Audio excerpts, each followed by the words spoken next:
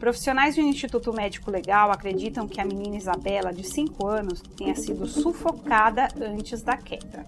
Assim, alguns indícios, uma fala desencontrada que ia realmente colocando a luz no casal.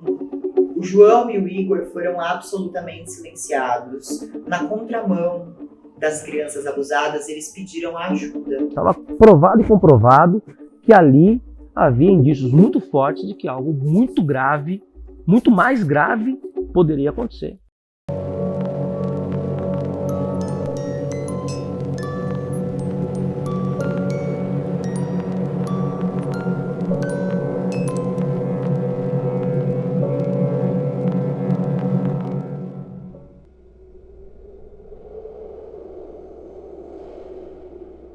À 1h30 da tarde, Cláudia dava à luz João Vitor dos Santos Rodrigues. O varão era o primeiro fruto de um relacionamento nada sólido entre um jovem casal que há cerca de 1 ano havia se apaixonado.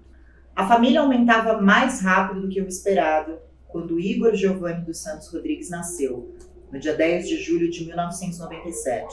O irmão tinha apenas 1 ano e 8 meses. Nem mesmo os gracejos do novo integrante do clã Rodrigues foram suficientes para amenizar o caos que se tornara o convívio familiar. Quando a Cláudia morava, ela tinha 2 filhas de outro casamento. O que ela conta é que o João batia muito nas meninas e tratava os meninos muito bem. E ela apanhava bastante também do marido. Ela fugiu porque ela achava que o pai não trataria eles mal. A mãe desses meninos era vítima de violência doméstica. Essa mulher também era uma mulher muito vulnerável.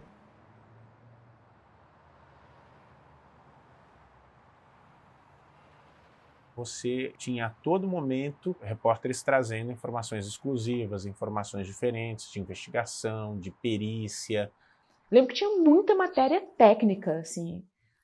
O DNA não pode ser compatível, o DNA de toda a família é igual. Inclusive, o Ministério Público usou uma ilustração para dar a versão que foi montada pelo Ministério Público a partir da investigação policial. Fizeram um vídeo com ilustrações em 3D que demonstrava totalmente diferente, que eles conseguiram descobrir que a criança havia sido espancada no carro. Para a perícia, sangue no carro é de Isabela. O laudo, eu pedi ajuda de uma perita, que era, na época que deu a entrevista, superintendente da Polícia Científica de São Paulo, Norma Bonacurso.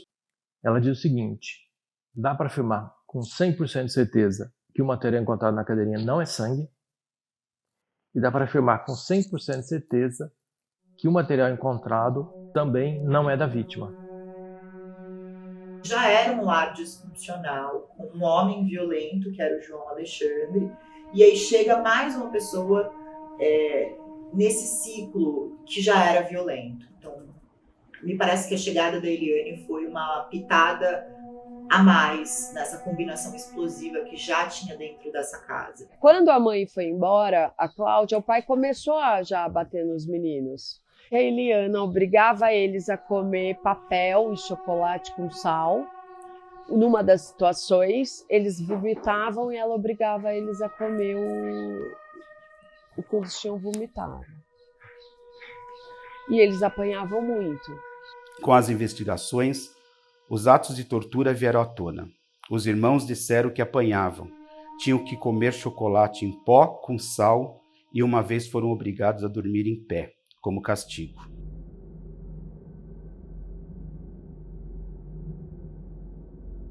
A mídia estava muito em cima mesmo dos detalhes, de um fato novo, a vizinha que escutou tal coisa, o porteiro como chegou. Então eu lembro que na época a imprensa falou sobre isso, mas tudo eram falas de outras pessoas. Os vizinhos disseram que os dois tinham uma relação conturbada, que havia sempre discussão, e ela era uma pessoa, a madrasta, era uma pessoa ciumenta, né? Inclusive tinha ciúmes, isso segundo os vizinhos, né? E os depoimentos que foram colhidos da própria mãe biológica. Eu me lembro disso, eu me lembro desses detalhes pessoais, assim. Parece que eles chegaram aí no conselho. O conselho foi até a casa, verificou que havia uma ação abusiva e eles ficaram no abrigo, se eu não me engano, por quase um ano. As crianças procuraram o conselho tutelar não foi apenas uma vez. Elas chegaram a ficar um tempo sob tutela, né, do conselho tutelar. Eles gostavam de morar no abrigo. O que a gente viu, né, na época da reportagem é que foi um momento tranquilo da vida deles. Eles tinham uma paz, né? O que os casos clássicos de homicídio envolvendo criança em ambiente doméstico. 99% há uma escalada de violência que começa com um tapa, um beliscão, até chegar no desfecho fatal. Nesse caso em particular, não havia esse histórico. As pessoas já tinham definido que a Ana Carolina Jatobá era a malvada, que o Alexandre não tinha feito nada para salvar a filha e que a mãe era boazinha, enfim.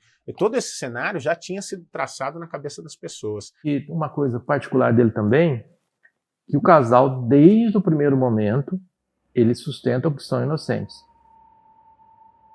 E quando eles saíram do abrigo, eles pediram para continuar. Porque ali eles tinham carinho. Por incrível que pareça, no abrigo eles tinham amor. Então o conselho acompanhou. Só que eles saíram, aí não sei os motivos, não foi passado. Retornaram para a família e a partir daí eles começaram a ficar andando pela rua. Eles começaram a flanar pela cidade.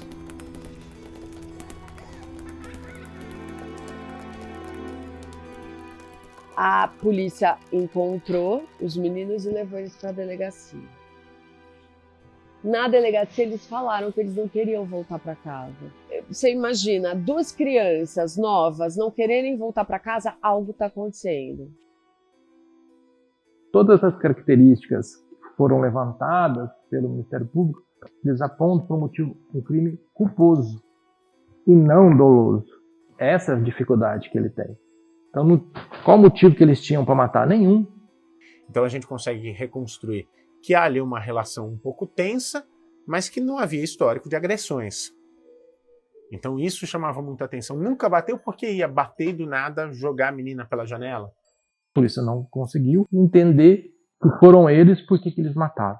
Então isso, resumindo, para mim, essa falta de apontamento da motivação só reforça que se trata de um crime culposo e não doloso. Eles foram encontrados por uma equipe da GCM, dos guardas municipais, andando pela cidade. Já eram conhecidos, tá? De ficar perambulando os dois pela cidade. E aí abordaram eles novamente, e eles disseram que estavam fugindo de casa. E que eles tinham dinheiro no bolso para fugir. E que eles queriam encontrar a mãe. Só que eles não tinham o endereço da mãe. Eles não sabiam onde a mãe morava. O doutor Itamar conversou com os meninos, mas chamou o conselho tutelar, que ele não sabia o que fazer. Ele não tinha o histórico do que tinha acontecido. O conselho foi chamado, o conselho pegou essas 2 crianças e trouxe de volta para casa. A madrasta e o pai iriam até a delegacia na segunda-feira prestar depoimento. Vítimas de maus tratos, os irmãos fugiram de casa em 3 de setembro. Encontrados pela GCM, Guarda Civil Municipal, os garotos foram devolvidos para o pai e a madrasta pelo Conselho Tutelar. 2 dias depois, foram mortos.